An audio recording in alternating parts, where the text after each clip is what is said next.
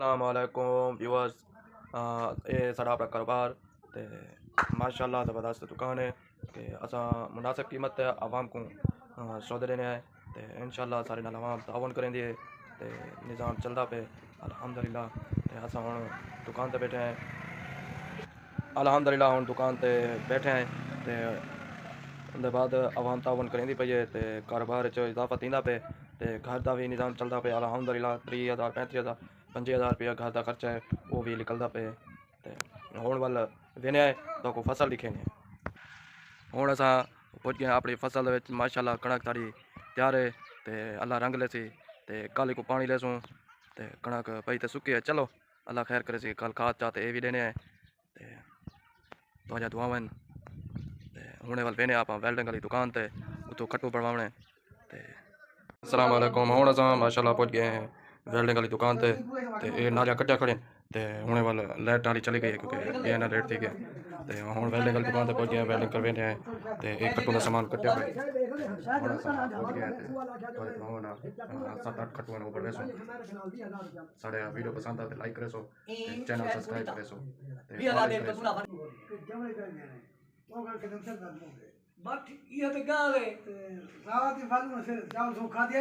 वालेकुम व्यूअर्स, असां वाल वापसी आ गए अपनी दुकान ते लाइट वेल्डिंग वाली दुकान ते गए ते उता लाइट कहना आई ते साकू डेट ते इजाजत भाई तुसा हाली वंजो ते जेरे लाइट आसी तो फोन करेसूं ते वल अवा खट्टू बढ़वा वने ते हुण आए बैठे आए वापसी वाली दुकान ते वल हुणे वेसूं वन ते वेल्डिंग कर वेसूं खट्टू बढ़वेसूं ते तो को भी लाजमीन वीडियो थोड़ा जिहा खट्टू बढ़ जाए दिखेसूं ते 4-5 खट्टू हैं जरा सब वेंदे पे घर वास्ते क्योंकि लकड़े वाले खट्टू नहीं चल जा वो वञनि कच्चा वो 2 साल बाद 3 साल बाद त्रुट वञनि जे लोहे वाली खट है ना ये कम अज़ कम 15 तो 20 साल मजबूत रहती है। अगर त्रुट भी जावे तो थोड़ा जहा वेल्ड टैंक लवा तो काबू थी वेंदी। जी खट वाली लकड़े वो आधे त्रुट गई या मूक में त्रुट गई वो चस मस नहीं पड़ती। लिहाजा हाल ही अस दुकान पर बैठे तो उन्हें फोन का इंतजार करें तो वो फोन करे थे अस वेसू खट्टू बढ़ वेसू तो कोई लाजमी दिखेसो। वीडियो पसंद आवे लाइक करे सो, फॉलो करे सो ते चैनल को सब्सक्राइब भी करे सो। हुण असां पहुंच गए वेल्डिंग वाली दुकान ते ये साडा सब तो पहले वेल्ड खट करना भरदी पे पे पलंग वाली ये तो को लाजमी सिरे दिखेसो। ये इंदे सरदार बाद अदे सरकार साहब ऐसा बैठे वल तो वेल्डिंग कम करें दिखे ने ये वेल्ड कर गिदे सी आधे च एंगल लगदा पे ओ वेल्ड थींदा पे ये हुन सामने वाली बई वेल्ड थींदी पई है ते तो को ऐसा दिखेंदे जुलदे ये हुन बई वेल्ड थी गई है। हुण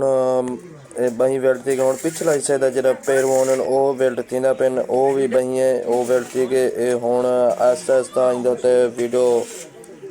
बढ़ती पे पलंग मुकम्मल यानी कि खट तैयार थी गई पलंग वाली ये इंची टेप नाल कछींदी पई ताकि कहीं पर ऊंची छिकी तो नहीं ये इंची टेप नाल हुणे खट कचीज वैसी इडो इडो उडो हर पर सेटिंग करते तो उस्ताद देता पे के ऊंची छिकी तो कहीं नहीं ते चेक करें दे वल इंशाल्लाह आपको अगर दिखेने सारी खट थी गई है मुकम्मल